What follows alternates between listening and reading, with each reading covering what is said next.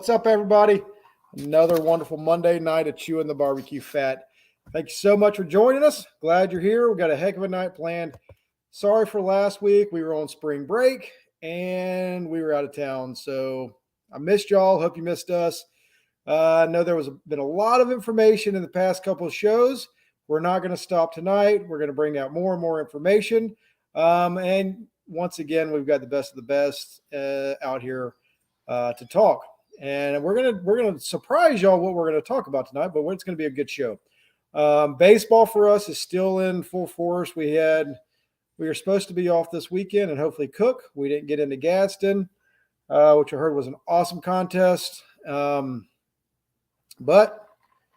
my man Robert Smoke Me Silly was entered in that, and guess what? If he's entered in it, I think he's gonna win it. So the guy's on fire. Robert and Lex Smoke Me Silly. They're killing it right now. Proud of you. Way to go. Keep going hard, guys. I know Food Network was there. I heard it was a great contest. There was a contest in Indiana. That was a great contest. There was one in Missouri. Another great contest. Great job. A lot of good stuff going on. A lot of fun stuff to talk about tonight. But one thing I've always said, I want to give an opportunity to anybody promoting contest. I want them to have an opportunity to come on and talk and promote their show. So that's what I'm doing. I've got one of my, what? Not their show, their contest. My beautiful bride just informed me I was not talking right. So the contest, if you have a contest and you want to push it, please reach out to us. We will get you on the show and we will let you push it and get as many people there as possible. What's up, Clint? Yeah, no kidding. I tell you what, Robert's doing a great job. But anyway, I got Derek Johnson here coming in. He's what's going on, my man? What's going on?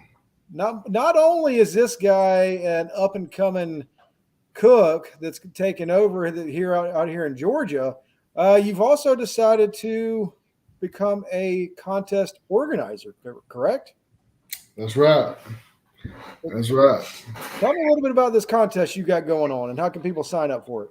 It's Smoke Timber Fest in Baxley, Georgia, September 16th and 17th. You can go on the Facebook page. I think it's under active is the sign up register. The sign up registration. But we're gonna do a one meet on Friday night, and then regular contest on Saturday. Unfortunately, no backyard, just pro. We're gonna do some fun things. Try to do some different things.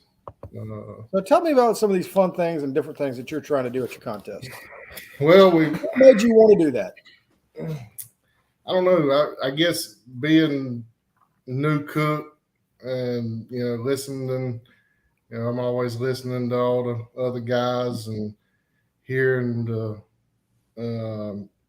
complaints. And then I'm seeing, I've been to many a contest that, I want to have ours be just like that. It's, so I'm kind of seeing both sides of the ball. So we're gonna have somebody come in and do like a concert on Friday night. We're gonna do some cornhole. Cornhole. You're gonna have I heard what I heard in Gadsden, and I know Brad was there this weekend. Maybe he can talk about it. I don't know if he was there for Thursday night or not, but I know they had a cocktail hour or some kind of social there Thursday night. That seems to be the thing that these contests are doing. They're trying to do things to get the teams more involved with each other and just hanging out before it all gets going. Yeah. And how can people sign up for the contest? Go to Facebook. Active. It's got a link on the Facebook page. It's active.com. It takes you straight to the application. Fill out the application. You'll notice something on the application that's a little bit different. We kind of took a little bit of a thing from listening to the show. I heard. What about power and water? We got power, got water. plenty of power, plenty of water. Plenty of power, plenty of water, plenty of space. Yeah, plenty of space. What are some local attractions there in Baxley, Georgia, that people can come see? Well, beautiful area, right? Yeah, it's a beautiful area. Beautiful area. A lot of stuff going on. Yeah, deep down south. Southern hospitality everywhere you turn. All right. So, have you had anybody sign up yet?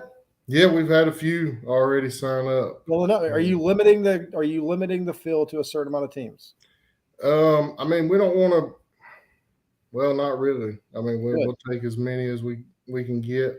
So we're gonna have a bunch of local people coming in for the one meet on Friday. Also, trying to get the community involved. Nice. What about a deposit? Say somebody wants to go ahead and put down a $50 deposit. Can they do that, or do they have to pay in full as they sign up? Yeah. Just message me if you want to do a deposit, and we'll kind of figure all that out. Because I completely understand. Somebody wanting to put down a deposit instead of paying all of it at one time. Everything's sky high right now. That's right. Except for gas, it's cheap. I'm just kidding completely. Well, awesome. So see if you can get back on here, put a link on there some way, somehow, of a way that we can click on it and get us right to that to the contest link. And I would love to get it shared. And guys, sign up for this contest. It's a GBC contest. So if you're in the points for GBC, if you signed up for GBC, all you got to do is cook 5 of them. This could be another one. If you cook Sippin' Swine, if you cook some of those others, do that. I know y'all are all going to come cook the Atlanta Barbecue Store Classic, which is also another GBC contest. So come on there and sign up for that. So awesome. You got anything else, Derek? Just sign up. Sign up. I love it. I love to hear that, man. Well, good. Well, thank you so much. And it's going to be a great night tonight. But anyway, all right, Derek. Well, I will holler at you soon. I'll talk to you soon, bud. All right. Thank you. Thank you for everything. Y'all sign up for the contest. Please put that link in so I can get it on there. All right, man. I tell you what, love it. The barbecue contests are hitting hot and heavy right now. They're going fast. Contests are filling up. I did hear the terrible news that Winchester just canceled. They didn't have enough teams. That's awful. But we got to get signed up. We got to get going. What's the date for the ABS Classic? Atlanta Barbecue Store Classic is going to be in November. The weekend before, golly, I should know that off the top of my head. The weekend before Thanksgiving is going to be ours. It's going to be a blast. We're right in the middle of going all this going. But anyway, so guys, what I love about this is I'm able to ask the best teams in the country to come on and talk about certain meats or whatever. And these guys that I've got come on now, they're like, you know what? We don't care. We're going to talk about whatever you want to because we're that good. So let me go ahead and bring everybody on. We've got Jordan, we've got Brad, and we've got Chris. And to be fair, only Chris is that good. Well, yeah, nobody said. The rest of us said brisket.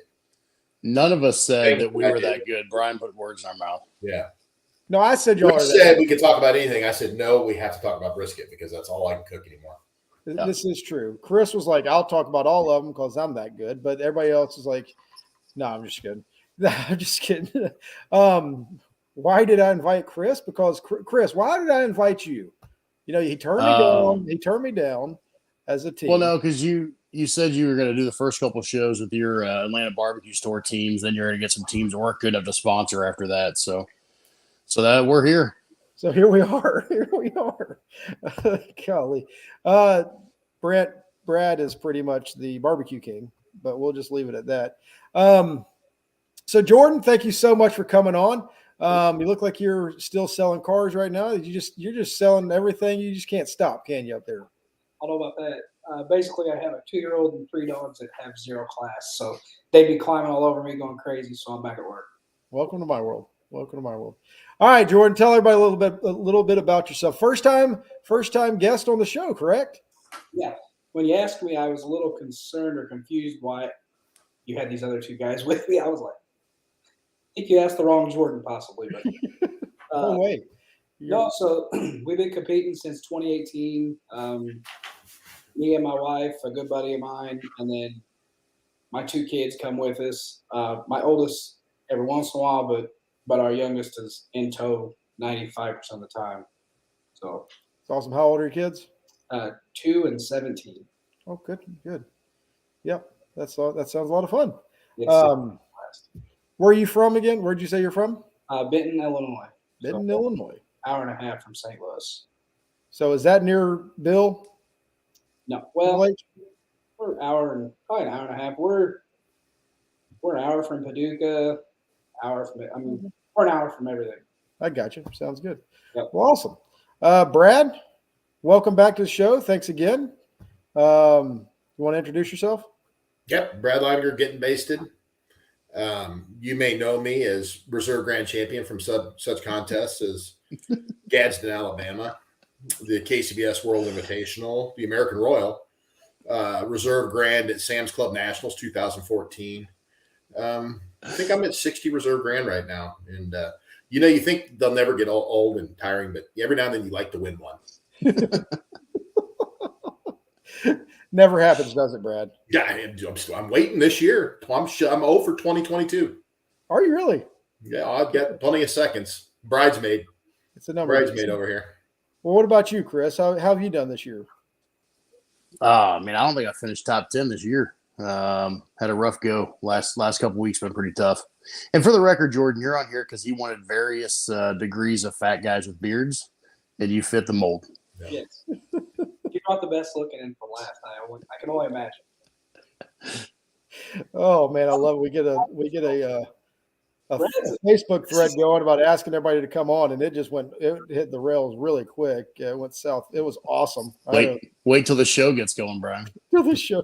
Yeah, so we've been discussing what are we talking? We're going to talk. It originally started out as pork, and then it got to brisket, and then it was who's the best crap talker in barbecue. Correct? Is that where we're going to end up tonight? Oh, it's Brad. Yeah, it's Brad. Brad, hands down.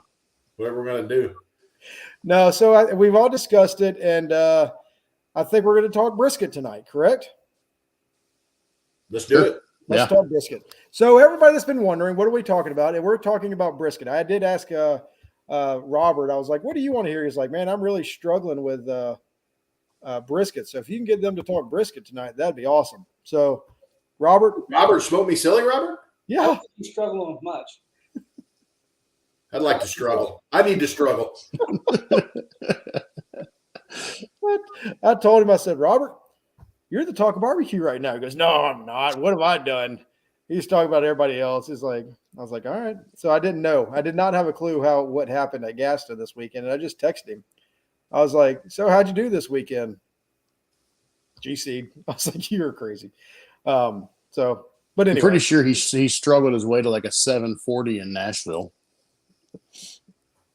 But anyway, he's been doing good. Great guy, good friend of ours. We're happy for him. Glad he's doing well. But anyway, all right. So let's jump in real quick. Tell everybody what kind of cooker you're on, and the type of brisket you prefer, if y'all don't mind. And Jordan, you can start. I cook on a Outlaw offset, and I'm cooking Marble Ridge brisket. Marble Ridge. All right, great. Brad? Gateway Drum Smokers and Snake River Farms. Platinum, correct? Platinums. Platinum. She goes down to the plant and cuts them special for me. That was fun. And Chris? Yeah. I'm on a homemade drum, and I'm mostly Snake Rivers. I will cook Marble Ridge if I come across them. If Tim gives you one. Yeah.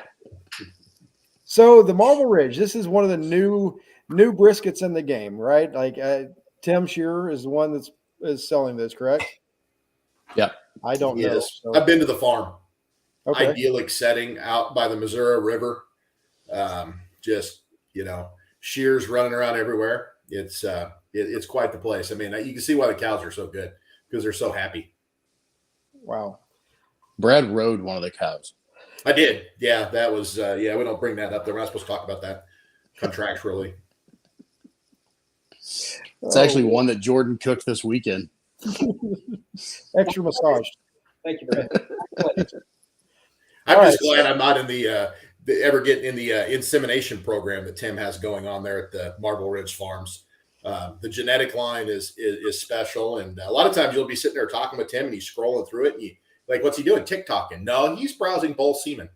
That's what he's doing. He's looking to make Jordan a better brisket. So we might have gone off the rails a little too much here, but that's a true story. It's a true story. All right, so that's what's going on with. And I don't know. Like unfortunately don't get to cook much anymore. Is Marble Ridge taking over? Not taking over, but is it making a name in the brisket world? I know Fred Robles is on here also. Fred, I do believe, has his own. He cooks a different kind of brisket also. So Fred, if you don't mind chiming in the type of brisket you're cooking, that'd be great too. But all y'all, what I love about the show, what I've loved about chicken, what I've loved about ribs so far is everybody cooks something different. There's different brands, there's different cookers, there's different, there's not one way of doing this and to be a great cook. So for all of you that think you have to have these guys' recipe, these guys' everything, that's not the case. We're going to get into it tonight. Midland Meat Company. Thank you, Fred. You'll be able to go out there and just figure it out on your own. So, Jordan, tell me a little bit about your brisket journey. What all have you done to get to where you are in brisket? I've cooked a little bit of every type of brisket, all the high end or big name producers. And the reason that I went with Marble Ridge is, one, it's a great product, and two, I'm friends with Tim, and I like to support good people. And Tim and Terry, in my opinion, are some of the best. I've struggled with brisket. I've trimmed every way you could think. I've asked every friend that I have in the brisket community. I've called Chris Schafer. I've called every person you could think on the way home from comps whenever I suck. I've just basically trial and error like everybody else and practiced a ton. And I just try to be consistent. And I think we've somewhat got that now. And that comes with cooking a ton. I've taken both Brad and Chris's class, as well as quite a few others. Taken a bunch from each one of them. But I remember Chris saying in his class, you're going to be one of the best, you're going to have to cook so much that you hate it, and then cook some more. And that's our big thing. I sell cars for a living. I'm in real estate. And other than that, I barbecue. And that's pretty much our lives. So that's about how it goes. That's great.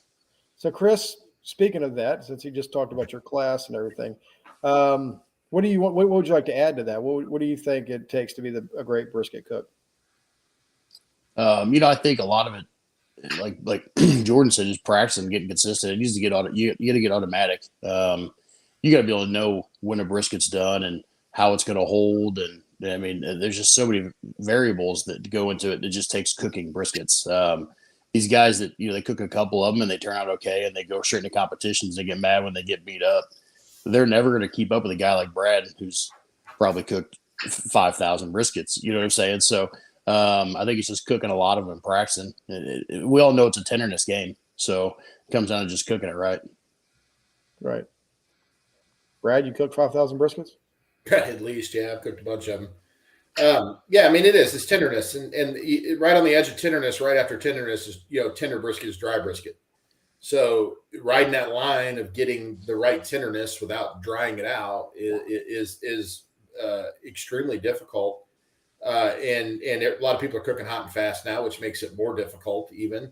And, and on top of that, there's a lot like back in the, 10 years ago when I first started, there weren't a lot of guys that could cook brisket. Like I used to call brisket the hammer, right? Because you could sit there and kind of muddle through and, chicken, you do this, then you go 180 of brisket and you can win a contest.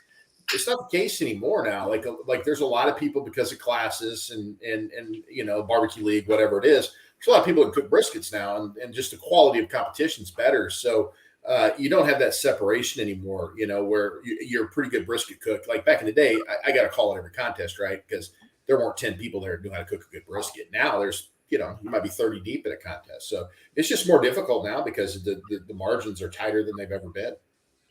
Do you think everybody cooking the Wagyu has made a difference in that, or is it Now everybody was already cooking a Wagyu. Anybody that was serious was cooking. I mean, that's the whole thing about this.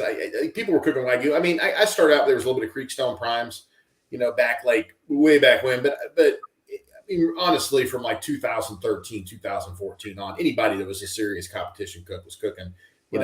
Snake River Farms, Imperial was out there. There was a couple places. I remember Big T from Iowa, man, used to crush brisket. He was getting these local Iowa Wagyu briskets, the only guy that could get them. Like anybody that was a serious brisket cook. Not saying that you couldn't win, not saying that people didn't win, not saying people still don't win with other briskets, Right. but the Wagyu is not a new thing. At least it's been around as long as I've been cooking. I know that, 15, 20 years ago, probably not, but in the last 10 years, if you're serious and you're trying to win a contest, you're cooking Wagyu. Right. And honestly, a perfectly cooked prime a lot of times has a better flavor. Sure. Sometimes. So, I mean, That's why I like Snake River over some of the other stuff, Chris. Yep. It's because Yep. it just, there's too much, there's too much marbling in some of those purebred and Australian Wagyus, and yeah, I think you end up giving a flavor that's sometimes a little gamey or a little greasy or a little something. And I love it as a cook, but sometimes I just think, good old, Snake River, the Wangus cross scores. And I think what Chris is saying on prime is that if you can nail a prime, you're probably going to score, but it's hard to do.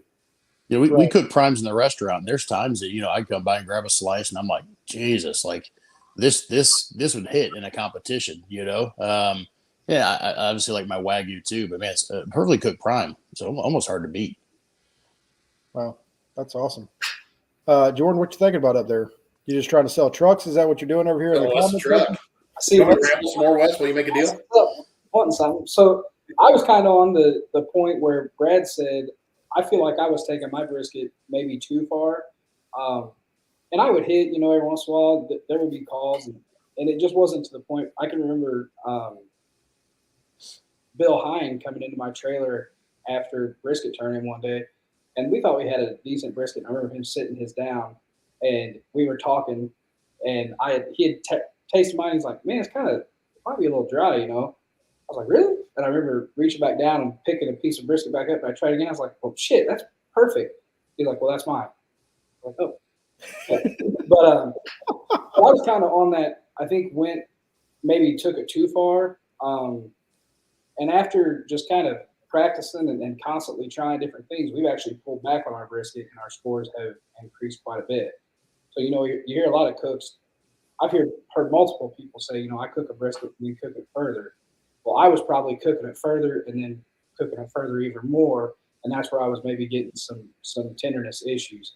And this year we really hit well with it, and I think it takes a lot basically for maybe pulling back a little bit of where we're going. That's great. All right, so let's start to the beginning process. When y'all are looking, I know Brad and Chris, y'all have restaurants and you're able to source them and get a lot of. What are y'all looking for when you're trying to find a brisket to cook? What is the number one thing you want to find in a brisket? Chris?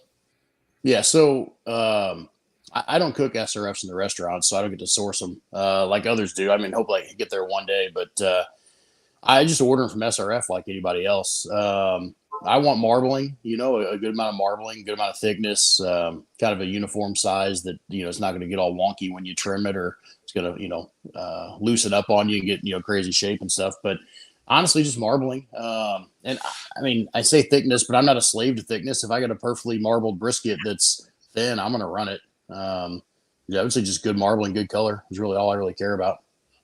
So the thickness isn't as important as the marbling. I'm not a slave to it. I learned that from Brad when I took his class the first time. He flat said, hey, like if this thing looks beautiful on the top and it's got good marbling and good marbling in the side of it, but it's thin, like just run it. Just don't be a slave to it. Gotcha. Brad, what do you look for in a brisket when you're? Yeah, marbling. I mean, first, second, third, fourth, all the way through, man. Judges don't know. Like I know Smiley gets his quarter out, and judges don't know what that quarter looked like in front of that brisket. They don't care. They want it to taste good. They want it to be, they want it to be a good brisket. And so starting with a good product, to me, man, like thickness is not important at all. I take a good marble. Like I'll throw them away for not being marbled. If they're thin, I'll run them all day long. I've got some of my best scores with thin briskets, honestly. So I've also seen thin ones blow up. And Yeah, they'll blow up. And you get and the fat in them, right? You got the marbling in them. They're gonna blow up like balloons. I've seen them get thicker than one that you took that was thick that didn't cook properly. Yep, 100%. Or one that's lean. They're, lean brisket's never gonna have the action and flavor of anything else. That you've got on a thick one, or a marbled one. Jordan, do you agree with all this? Yeah, I like a thick brisket, but I think I had probably the thickest brisket I'd ever had. I remember taking a picture of it and sending it to a few of my buddies, and it was the worst brisket score I ever got because I just blasted it. I couldn't get it done. I kept cooking it, kept thinking, what the heck is going on? And the further I took it, I remember whenever we opened it up to slice it, I mean, it just crumbled on the table. And the dumbfounded look that I had on my face said it all.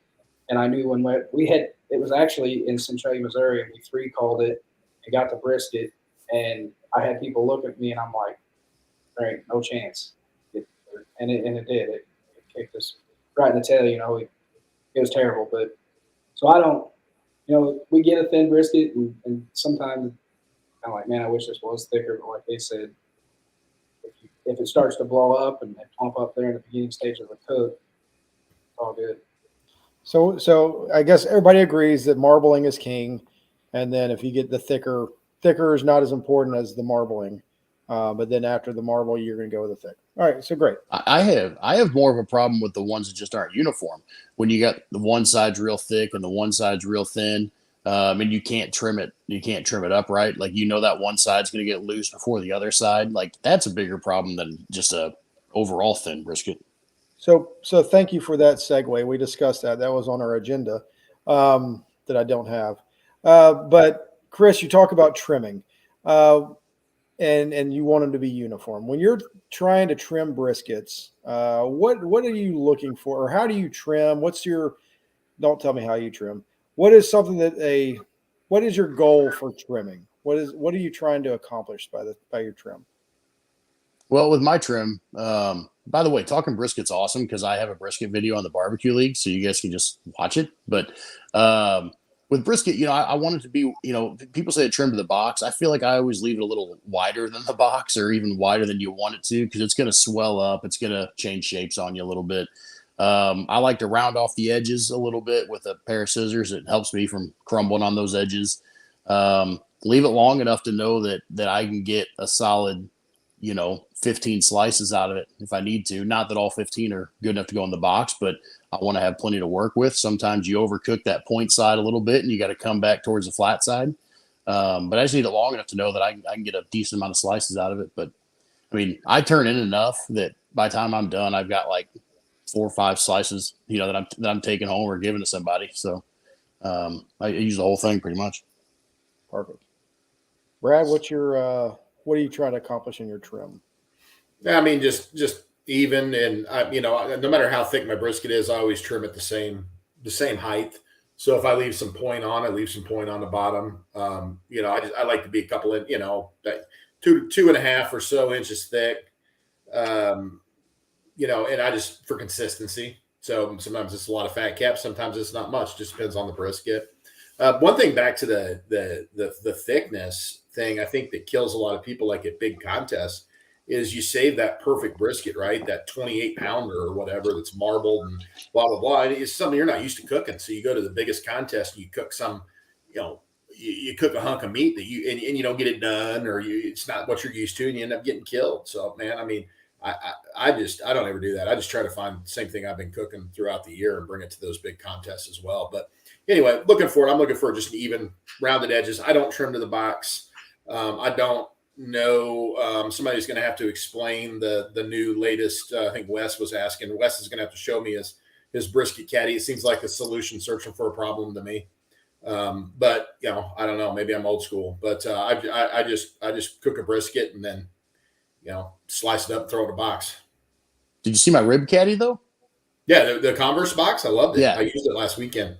Yeah, got 18th in ribs. That's why Robert beat me. So I'm probably not gonna use it again.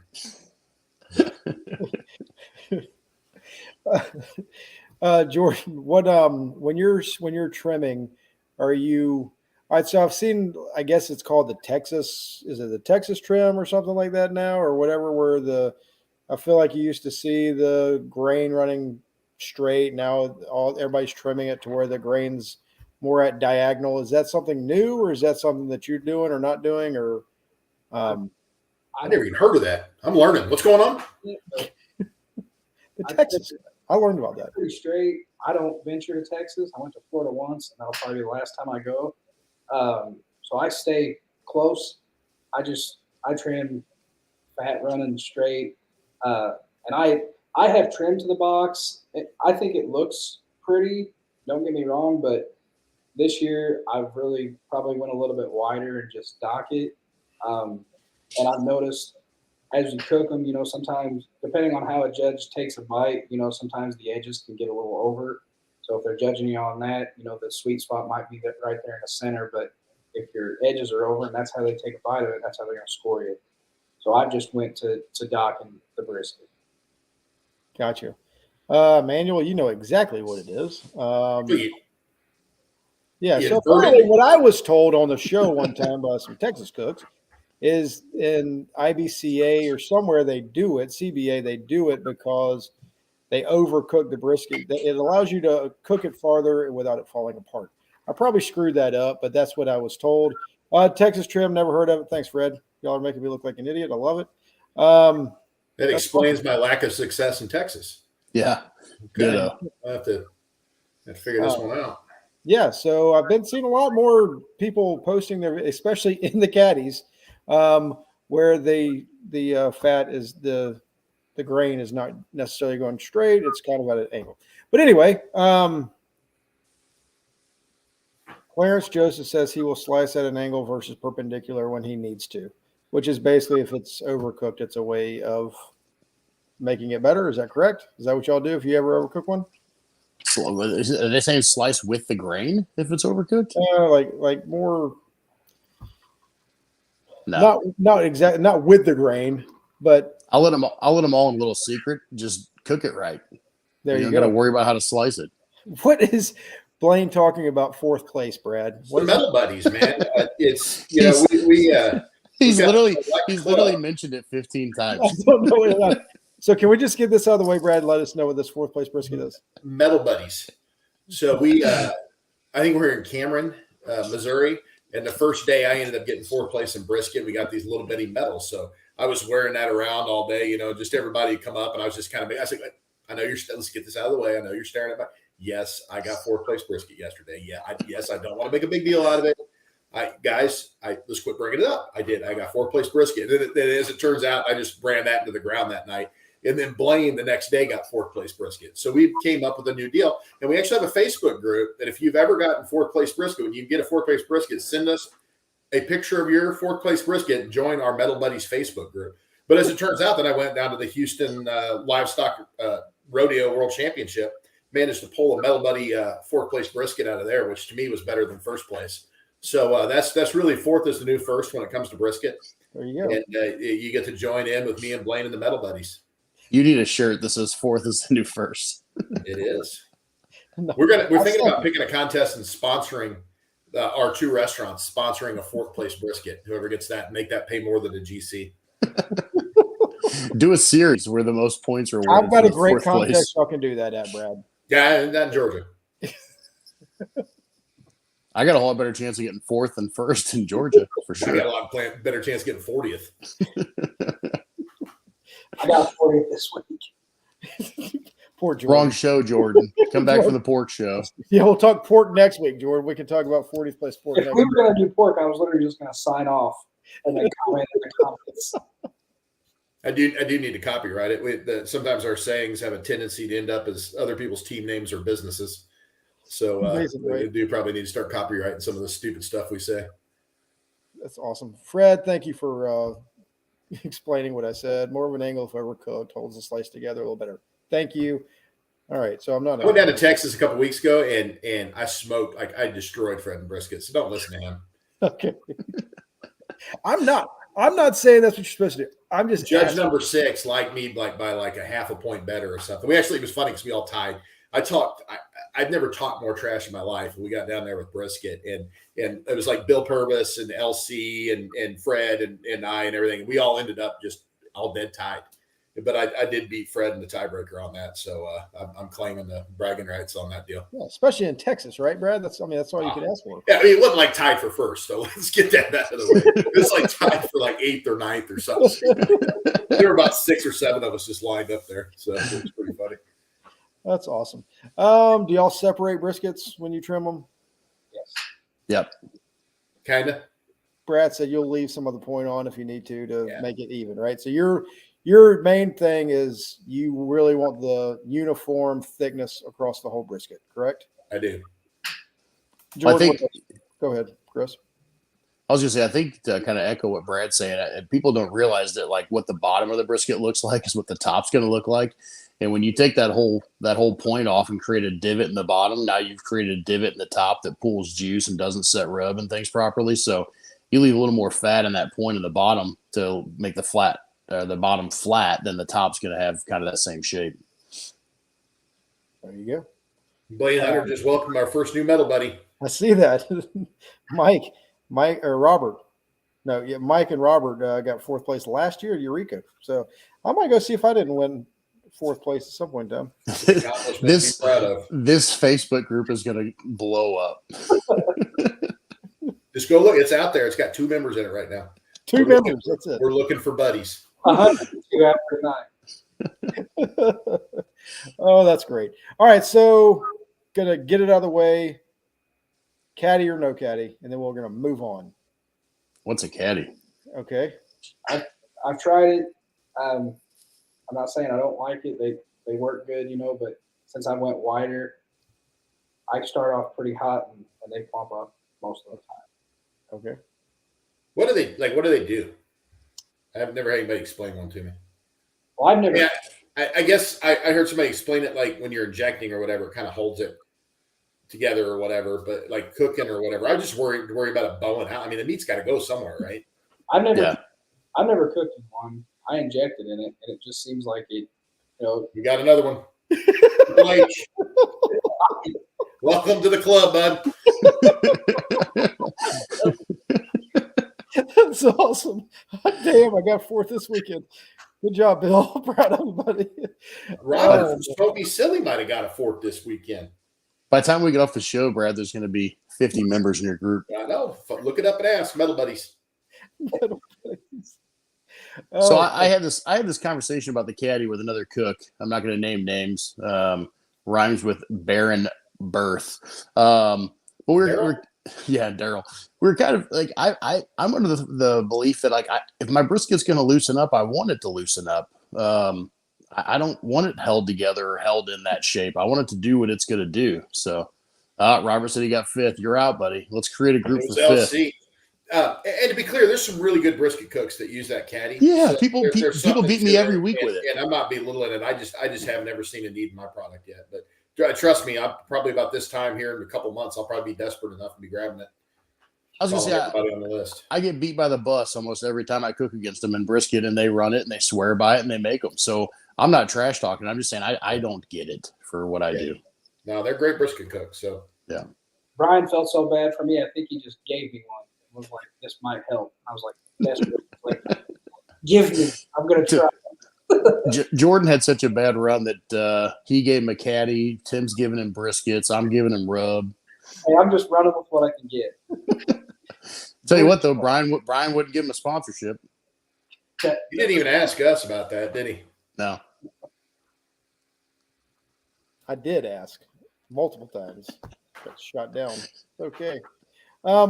Should move on. And so got the caddy out of the way. Robert, surprised you're still up. Glad you're still up. That's awesome. Good job again.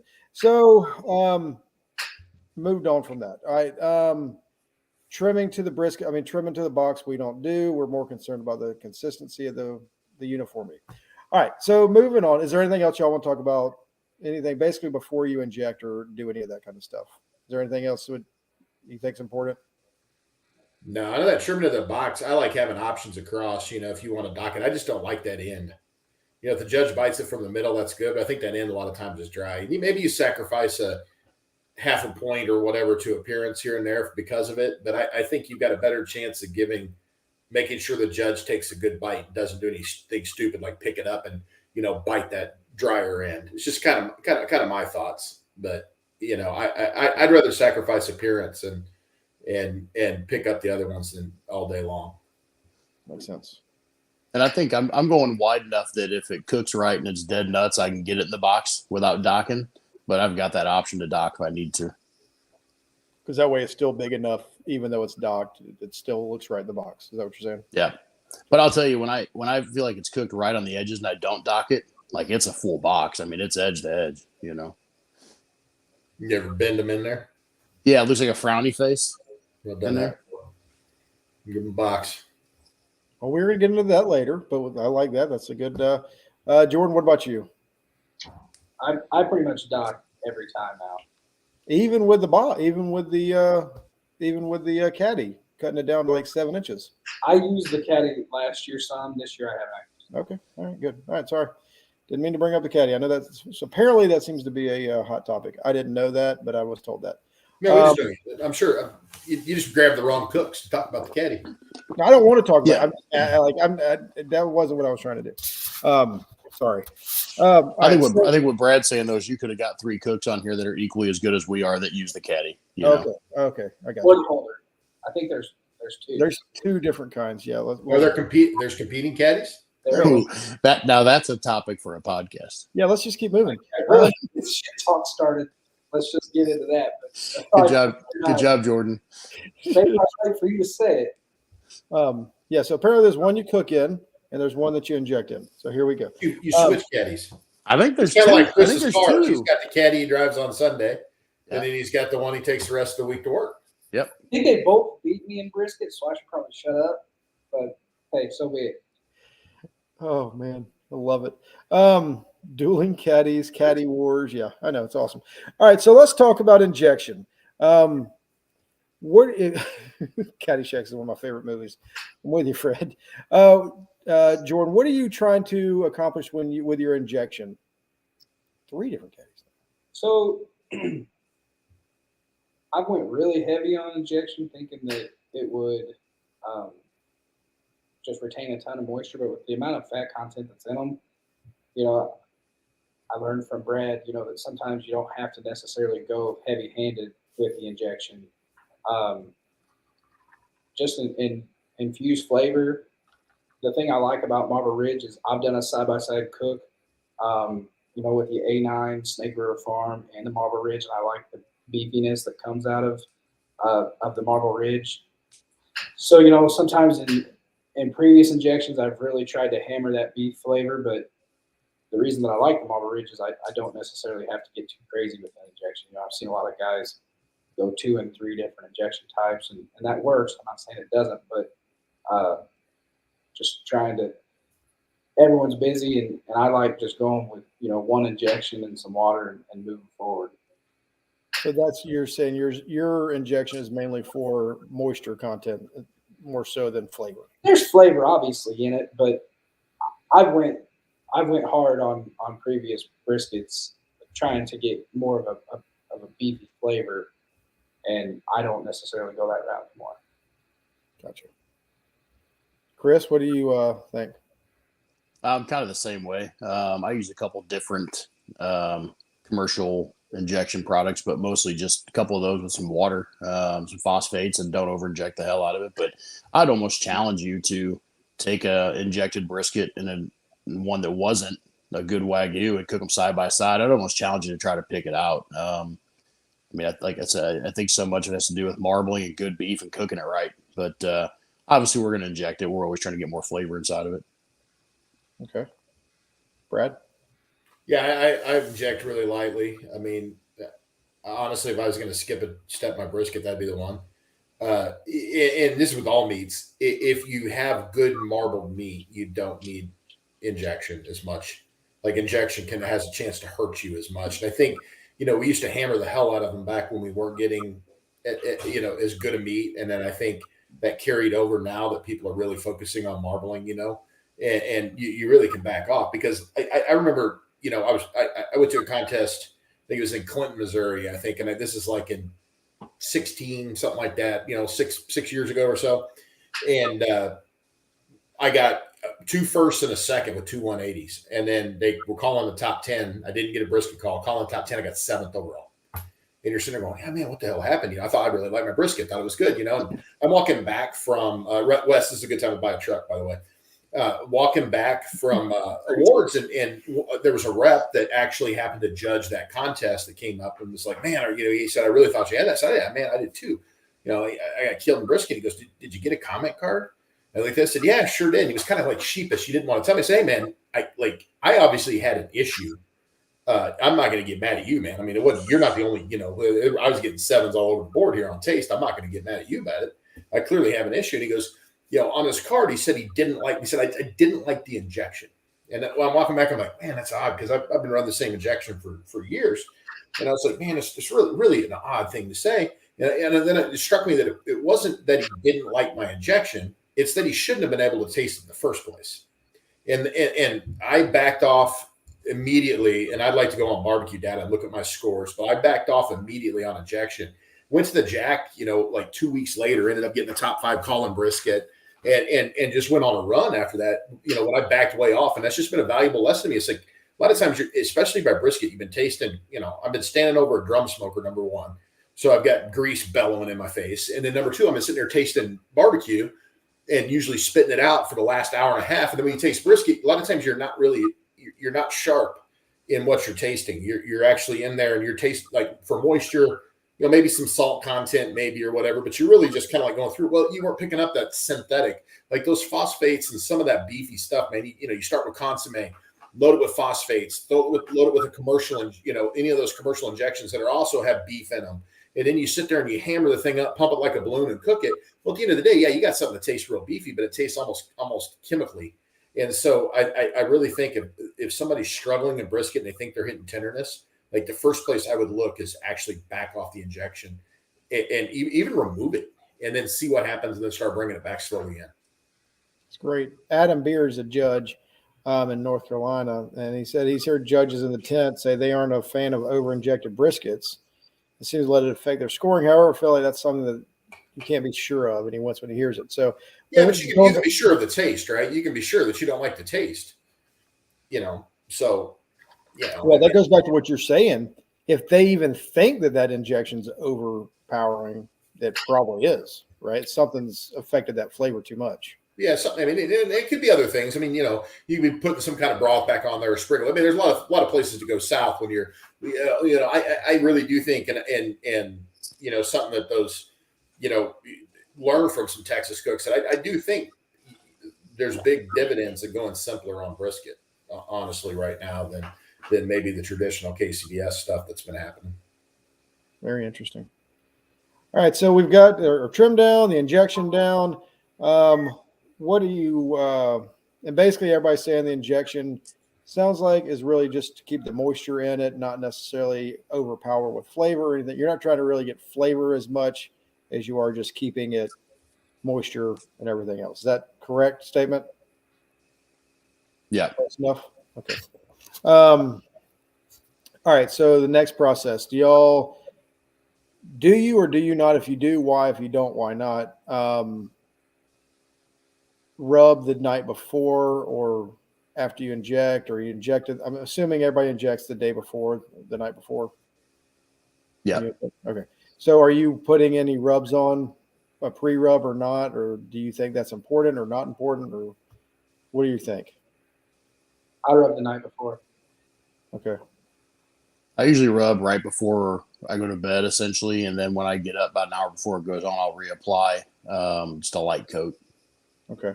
And don't say what you're using. I'm not getting into that. But is it Black Label? Black Label. Yeah, so Chris is trying to sell rubs. We're all using which one are we using, Chris? Black Label. Black Label heavy smoke. Yep. Lots of it. You can buy it at Atlanta Barbecue Store.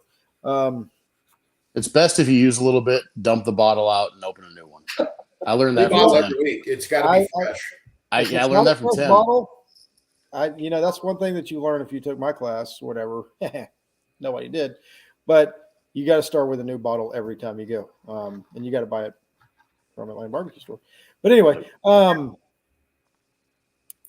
so what about you, Brad? Do you think that's important to do? If you do, Yeah, I don't think it's important. I do it. I don't necessarily think it's important. No, I have played around with dry brines where I've salted my brisket overnight, and I've done really well with them actually. And then it's important if you're doing that. But I don't think I think you want it to, just like anything else, you want to season it enough so it has a chance to kind of turn into, go to moisture on you. So you definitely want to do it. You wouldn't want to do it 30 minutes before necessarily, but mine's more of a product that I don't want to get up an hour beforehand or an hour and a half beforehand to rub. So I rub it the night before. Okay, perfect. And what like with the rub? Like, so we decided injection, you're trying to get the moisture and a little bit of flavor. What is the main role that you're trying to get out of that rub? Is it the bark? Is it a certain flavor? What are you trying to accomplish there? Other than flavor. rubs. Yeah, flavor. What about you, Jordan? Same boat. Okay, good. So what kind of flavor are you looking for? Are we trying to get spicy? Are you trying to have a lot of spice in this? Are you trying to get what would be, you say, the ideal brisket flavor should be? From the rubs. What are you trying to accomplish with that? Well, I'll tell you, I guess the reason I use the rubs I do, I try to put a layer on in the beginning that's like a saltier type rub and not too heavy, which I use bold and beefy, which I think a lot of people are, and you guys can see that on the barbecue league too. But put bold and beefy on, and then I hit black label over top, which is more of a savory rub than one that's real sweet. But it's got a little heat, a little pepper, a little kick to it. I don't think you want super sweet with brisket, unless you're doing burn ends, maybe. Good. I probably have a little bit. My sweet comes at the end, maybe with the glaze on the sauce. But I'm in the same boat as Chris. I go with a salty base and then something with a little. I think everything, like you cook every week, is about balance. And, the saltiness with maybe a hint of sweet, probably less sweet on a brisket than anything else, and then just a little bit of heat to carry over. But yeah, I mean, just like probably everyone else here does, my sweetness comes, I think, at the finish. And then just trying to balance it out right. Okay. Train, sorry. I use the same rubs on every meat, and I'm doing it because it's balance and color. I use the same 2 rubs on every meat. Well, I also learned from Brad too that I think your finishing rub makes so much more of a difference than your starting rub. I think you can grab, there's so many good commercial rubs out there. You can grab any of them to start with and finish it the right way, and you're going to hit. That's right. Smoke me silly trains rolling through. They rolling Oklahoma. Oh, too funny. All right, so we got the rub. All right, so process of cooking. I know, Jordan, you talked about it. I think everybody's really talked about clumping up the brisket when they first put it on. So, Brad, I'm pretty sure you're cooking with cans, so you're probably going hotter and faster. Chris, same thing. And then, Jordan, you talked about going hot and fast. So are y'all are you going hot and fast on the brisket all the time? Is it a beginning? I use a brown sugar crust. Bet you do, buddy. And he wins with it. He wins with it. Brown sugar crust. What is the temperature? Are you trying to go hot and fast? Are you trying to go low and slow? What are you thinking on the temperature for a brisket? Well, I think me and Brad are probably going to be identical because I pretty much got my process from Brad. But I'm going to start hot, 350 or so on the drum, and kind of bring it back down and cruise for about 300 until I wrap. And then when I wrap, I like to get her to 270, 280 until it's done, roughly. Call it a strong 300. So I probably try to mimic what they do. I run hotter on the gauge as an offset. I probably start 425 for a short period of time, which is probably similar to a 350 or strong 300 on the drum, with it being direct, and then we back it down, and run it at that 300 mark to finish out. Okay, good. Well, we got that covered. All right. Wrapping process. Wrapping seems to be something that people do differently also, right? Are you putting it in a pan? You put it on a rack, put it in a pan, putting au jus in there? Are you wrapping it tight with aluminum foil? This goes all over the board from what I've seen and heard. Can y'all tell me what you think are the pluses and minus? Like, what's the benefits or whatever, either way, the pros and cons either way to doing those? I mean, I've honestly done it every way you could think of. I float it in a pan with a lot of liquid, and I think it's maybe just easier than trying to wrap it real tight in foil and trying to put the juice in there and things. And I've turned out a better product since doing that. But I don't think it matters too much. I mean, I've seen guys wrap them tight up in a brisket and turn out brisket that I wish I turned in. So I don't know how much it matters. Okay. I wrap in foil. You wrapping foil? I've wrapped in a pan and floated it just like Chris, Okay. but I currently wrap in foil. All right. I just do what Chris does. I think all of us have done what Chris does it once or twice. Yeah. I think a couple people seen that video. I just try to work really close to you. One or It two. completely changed the way I cooked that barbecue league video. People all the time are like, man, your process has changed the game. And I'm like, that's cool. It's like 98% Brad's process. That's what people come up and be like, man, I want to take your class, but I cook Chris's brisket. So I think I better go to his class. I'm like, yeah, he probably should. Whatever. Yeah. I gotta tell you my favorite thing from that day we shot that video. Brad tried the brisket. He goes, damn, this is good. Here, Tim, try this. And Tim tried it, and Tim goes, we did what we did. Why is it better? I think you said you just did what we did, but only better. We were swimming the whole time. We were kind of there, moral support, and we decided to go swimming. I literally might catch us in the background splashing around. I literally took burn ends to Brad and Tim in the pool to try because they wouldn't get out. We were working. Brainstorming, right? You're brainstorming the next thing. Awesome. So how do you know? All right, we talked about at the beginning of the show about tenderness. What can you tell somebody that's new to get into barbecue, or somebody that maybe, hopefully there's a lot of these backyard teams turning into pro, which means that they have to cook briskets for the first time. What can you tell them about what is the easiest way, other than cooking 5,000 briskets, to start getting on the right track of knowing the tenderness that they need to be trying to hit? Does that make sense? Yep.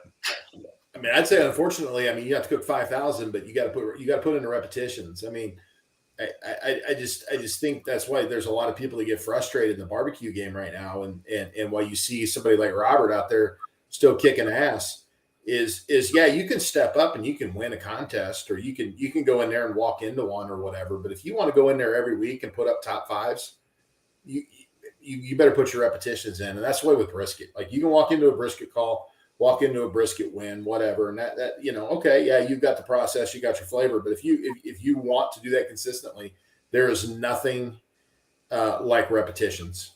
And it's just, as frustrating as it is, that's what you've got to do. Go put in your work. Perfect. I think the best tip I can get, people talk about probing all the time. And first of all, don't pay attention to temperature, because I've had a tight 212 and a loose 212, and the temperature doesn't matter. So, but people talk about probing, and they talk about the probe going in like warm butter or whatever. I think you got to pay attention a lot of times to how that probe comes out of the meat more so than how it went into the meat. I think that's almost a more telling sign with a brisket more than other meats. Well, and you hit on a key point of why you can't go by temperature, because the way we all cook, we're cooking hot and fast, and a lot of the magic is happening. Just so happens that water boils at 212 where we cook most often, right? So it's going to sit at 212 and cooking hot and fast on a drum. That's actually where our stall happens. Yep. So you can be 212 tight, and you can come back in 20 or 30 minutes, and now you can be at 212 done.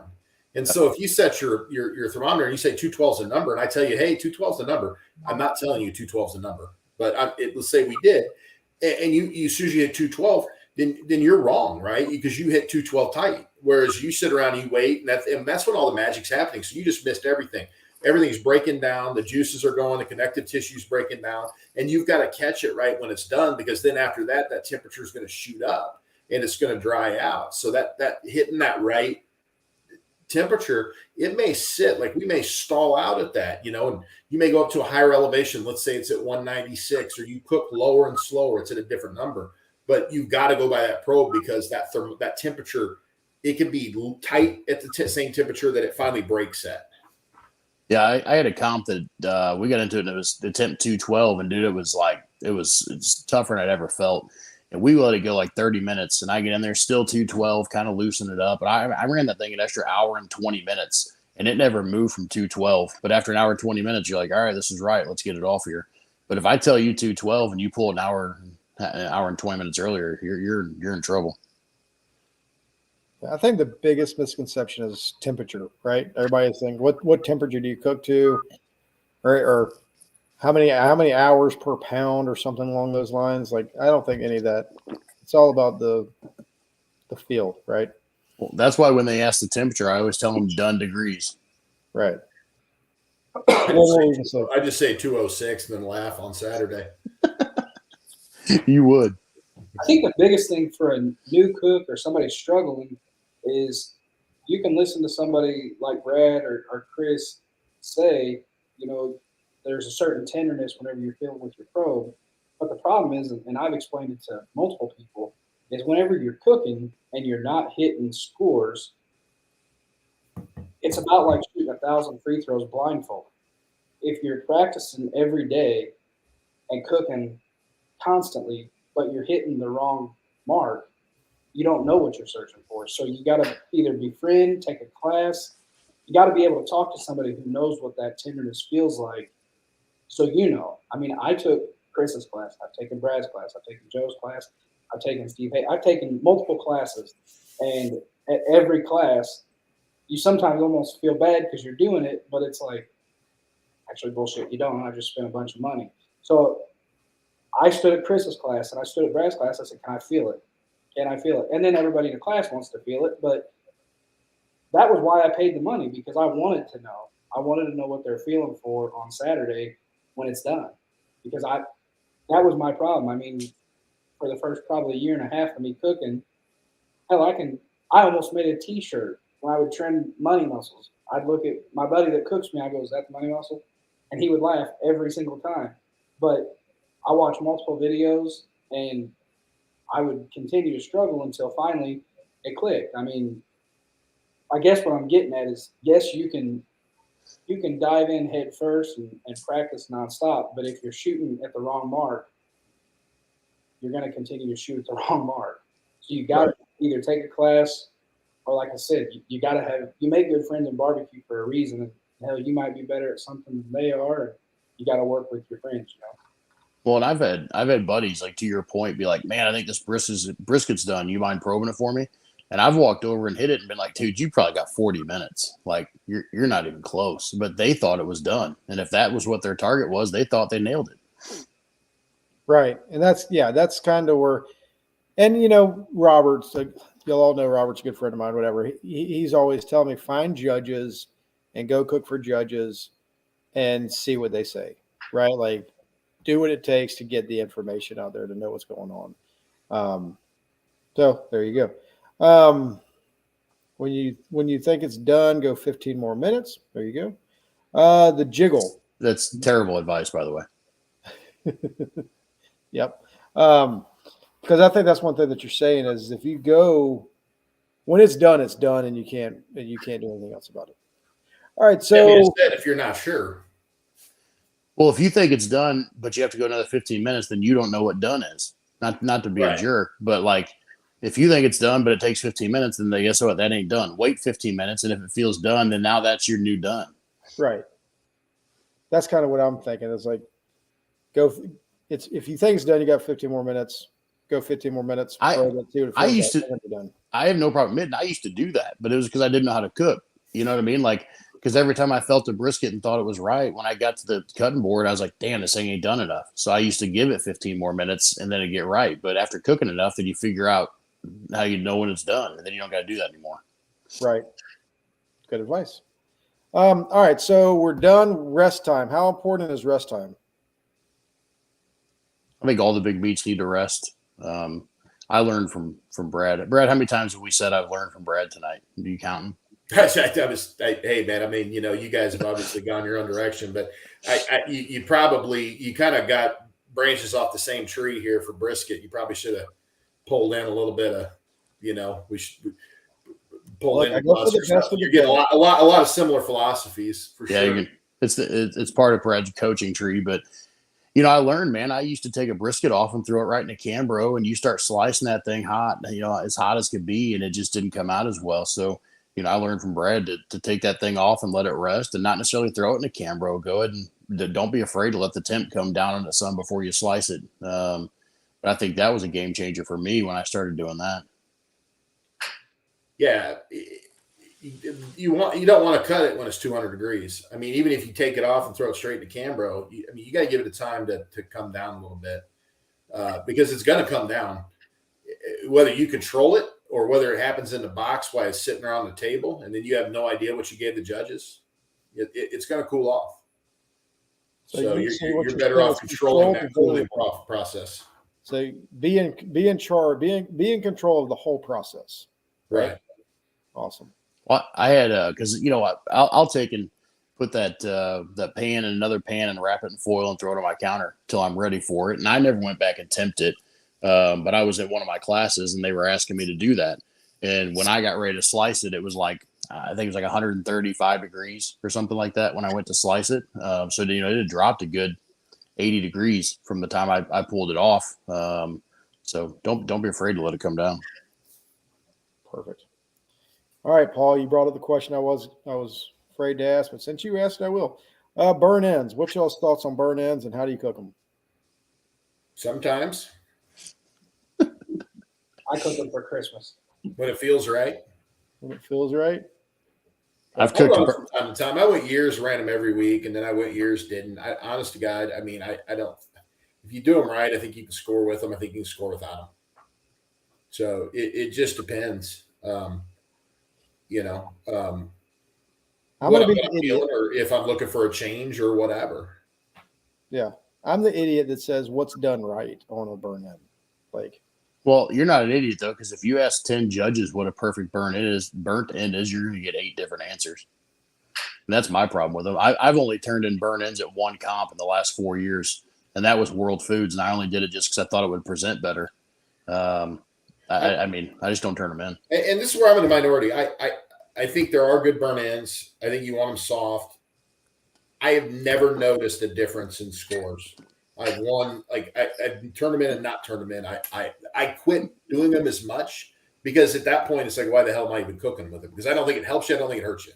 I mean, you got to do them right. But I do think if you go to a contest and it's a big money contest, there's a lot on the line, or the Jack Daniels or whatever, you may throw them in there because that might be your differentiator. That might well get you those points. So I mean, there's times to play them, and other than that, I don't think it gains you anything, and I don't think it loses anything.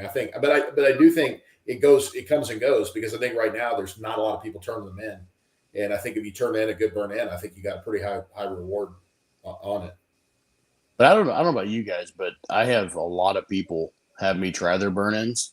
And I haven't had a lot of good burn ends out there. I think people think it's a good burn end and it's not. So it's got to be right to go in the box. I think there's a lot of people turning in stuff that's not right, but maybe they just don't know the difference. I've had a lot of people tell me they're good burn ends, and I've tried them all, and none of them taste the same. And I'm like, well, I don't know. That's just me. So I just stay away from them. What do you think, Jordan? I stay away from them. I cooked them. I think my very first KCBS comp, I cooked them. That was terrible. And then I save them and cook them for Christmas. All of them? All 40 of them? A bunch. We have a large family. We have a large family. Wes Garrett says the Brookhaven World Championship loves burn ends, Brad. Yeah, I know they do. I can't wait till Brad wins Mississippi Team of the Year. That's my only goal, man. They keep canceling the contest. They're scared of me down there. I cancel them as fast as I can sign up for them. I tell you what, though, if they had that comp this weekend down there with those 10 teams, it'd have been a tough comp. Yeah, it would have been. They only had 10 teams, and it was me, Brad, and Rooters, and Smoke Me Silly, and Wes Garrett. And I was like, dang, this is a tough 10-teamer. Tough 10-teamer. Yeah. You did something if you won that contest, right? Oh, man. All right. So it'd be almost as good as an RGC. Almost. Jordan, you brought up earlier something about glazing a brisket. What exactly are we trying? Do we all glaze briskets? Is that something that you think it's just an added flavor, or what's the story with the glazing of briskets these days? I just add a little sauce to my au jus just to give it a little bit of sweetness. Okay. Yeah, I kind of reverse. I just take a little bit of sauce and add au jus into it until it cuts the sweetness out, where you can still taste it, but it's not overbearing. And I'll glaze with that. And then I usually brush a little of the broth back over top too, just kind of add that beefiness before I do a finished dust. But I used to sauce a whole lot more than I do now, but I score better not putting a ton of sauce on it. Okay. Brad? Good answers? This way, what he says. Okay. Chris says. What Chris does? Do what Chris does? Awesome. All By right. the way, I learned it all on my own. That's right. All right. I'm assuming this is the last thing. I was hoping you'd fix some stuff by now. Yeah. Figure out what the heck to do. I'm thinking this will be the last thing, but finish and dust. Y'all have all talked about finish and dust. That's where you win the contest. This is more important than the rub you put on. So finishing dust, what are you exactly trying to accomplish with your finishing dust? I think you're just trying to. A lot of people say add pop. I think sometimes pop is too much salt, but I think you're just trying to add a little bit of something on the back end. And honestly, I think it depends on how it tasted before you put that on there. I mean, a lot of times you don't need that finished dust. So if you're just automatically putting a bunch on there every time, you're probably hurting yourself. Yeah, I've tasted my au jus coming right out of the rat when I'm getting ready to process it. And there's some days that it's super salty, and we go very, very light on finish. There's some days that I taste it and it kind of seems bland, so that's where it's just a game time moment where you got to decide on how much or how little you're going to get. Awesome. Yeah, you got to season your food. So it doesn't matter what it is, right? I mean, generally finishing dust kind of mimics the original rubs that were in there for the most part. But I mean, you've got to come back and season your food. It just makes everything taste more like it's supposed to. So it's just your opportunity to add a little more flavor. And this is like, you get these stuff like, well, competition barbecue. You're not making it like, you're not trying to make something that's they can only eat one bite. That's the biggest misnomer in the world. If you guys are out there making barbecue you don't like, or that you won't sit down and eat, and you're not winning, you might want to think about what you're doing, because you need to, not saying that it's your favorite or that's what you'd always do, but it's got to taste good. You got to know what tastes good. It's got to be something that you like. And maybe you're finishing it a little bit stronger than what you would at home. But I mean, if you're not finishing your food at home, then, and it's not for a health reason, then you're not doing your stuff at home the way you should do it. So you got to finish your food and just add a little bit, even if it's a little bit of salt or a little bit of something back to it to make it stand out a little bit. Yeah, I think salt's the most underused thing in all of cooking. You watch these chef shows and things like that. These people are putting salt and butter constantly throughout the whole cooks, and people are like, "Oh my god!" But like, that's why you go get a restaurant meal that tastes better than what you cooked at home. So I think people just don't use it enough. Yeah, season your food.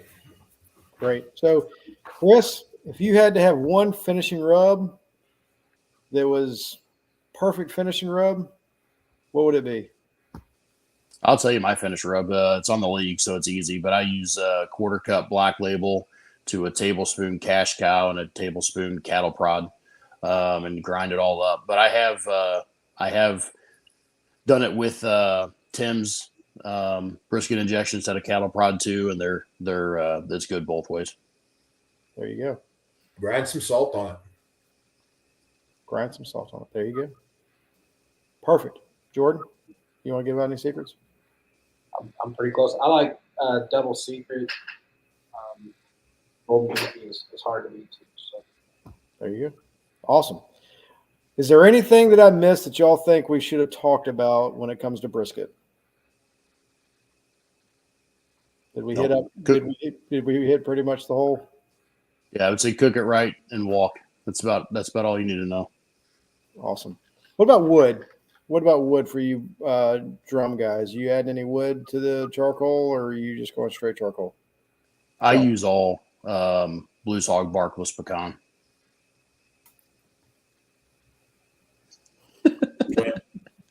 That guy? Yep, that's what he said. I run Barkless splits pecan. There you go. There you go. Did you guys talk about the caddy or no? Nah, we just passed that one on. I think they use a sombrero for a caddy in Texas. They do something. It's got to be big. It's got to be big in Texas, right? Awesome. All right. Jordan, how can people get in touch with you if they have any questions or anything, or if you want them to get in touch with you? You can add me on Facebook, Jordan Kirkpatrick, or you can like our page, Janky Lake Barbecue. If you want to buy a car, just hit them up. Or you can like Kirkpatrick Motors. There you go. During this show, he bought Brad's truck and sold it to me. Hey, I got a new truck on the way. I'm just waiting on it. Wish you could get me a trailer. I'm going switching over, getting off the white Dodge train. I can't win anymore, so I'm getting off the white Dodges and going to GMC where all the other second place guys cook. Tim Shear, GMC. And Brad Leininger, Reserve Grand Champion, GMC. Joe Pierce drives a Ford. Could have got that one too. And he's the best cook in the world. Too soon. Awesome. All right, Chris, how can people get in touch with you? Heavy Smoke Barbecue on Facebook, heavysmokebbq.com, or on Instagram. That's about it.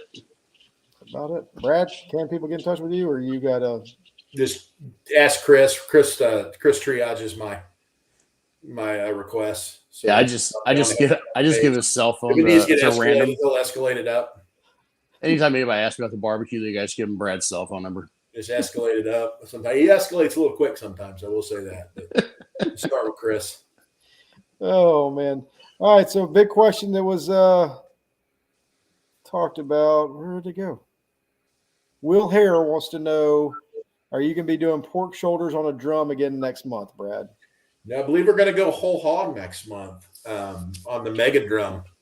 So we got 3. Tim has been lovingly raising 3 Marble Ridge hogs on his Idyllic Hog Farm / Wagyu cattle farm there in central Missouri. And I got to look at the pigs. He hand feeds them every night from a bottle, and his kids go out there and they're looking pretty good. So I think we've got a pretty good shot. We're going to cook 3 hogs on 2 mega drums, and I'm sure we'll be filming it all the idiocy for the Barbecue League again. That still is one of my favorite videos, that Memphis in May video on the Barbecue League. If you guys haven't had a chance to see that, it was a lot of fun, and you got to see how how it went down. So we're going to be going because I don't know why we're not doing shoulder game, because I feel pretty good about our shoulder game. I guess we just like doing things for the first time, so we're gonna jump right on in and take on the whole hog division this year. Are you still going to give away a free membership to whoever brings you food at 2 a.m.? It's a pretty good chance you'll get one. Yeah, if somebody brings me something. Yeah, Gus's Fried Chicken is always that's you might get 2 years for some Gus's Fried Chicken at 2 a.m. Well, what is the preparation like for you going into Memphis in May compared to any other contest that you do? Surprisingly little. I mean, and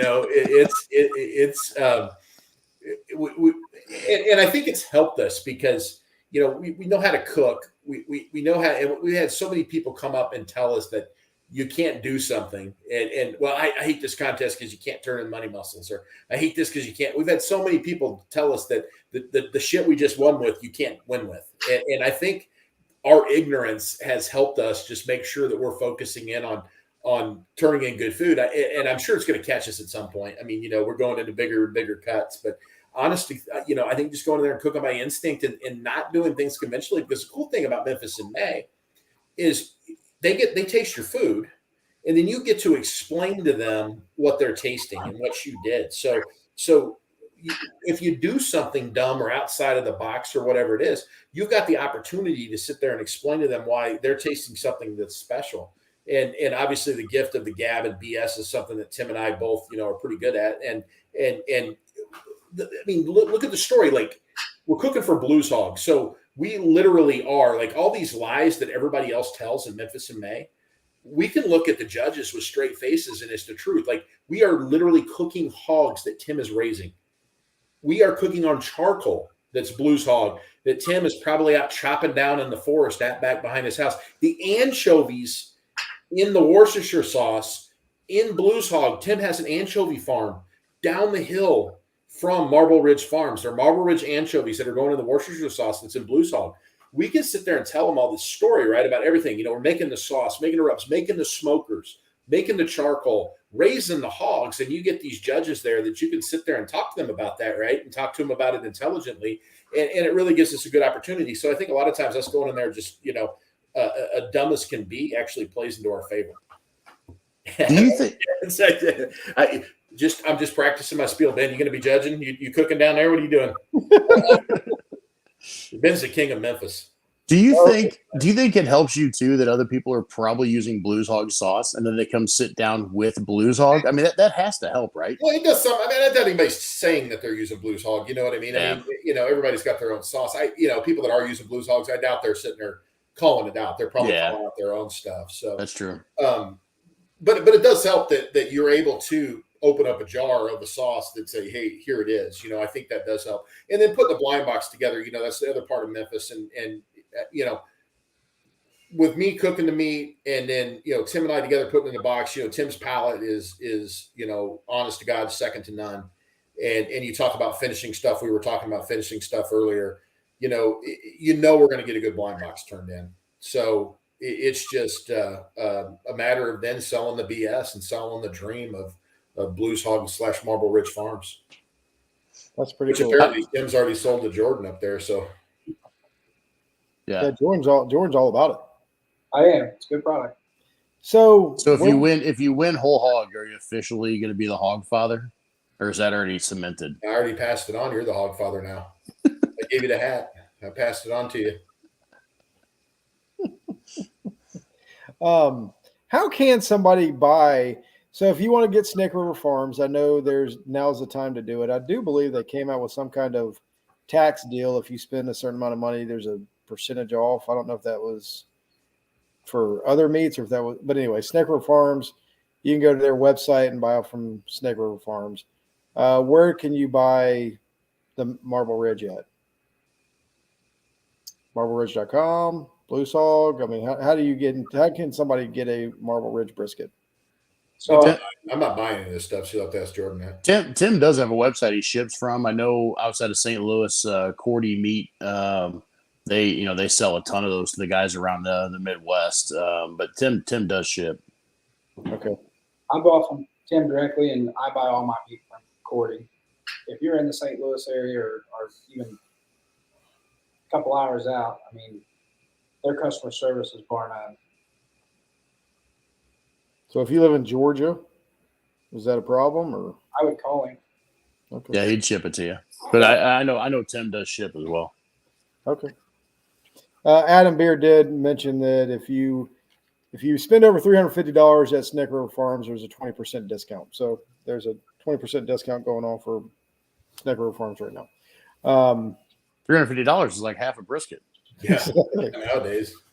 Exactly. I do got some of those porchetta roasts coming in for Easter. I'm excited about that. God, I'm so jealous. It can't be a bad thing, can it? Is Tim only feeding those hogs milk? Yeah, man. I mean, I don't think they can move either. I think they're just marbling up, and he's hand feeding them like it's like a. It's not even it's he's feeding them like a special Wagyu milk from this Wagyu cattle to the hogs. I was gonna say because I know they have the. I was texting you about it earlier. They have the certain pork that's only milk fed. That's supposed to be like the most luscious pork that you can get. Yeah, Marble Ridge sheer pork.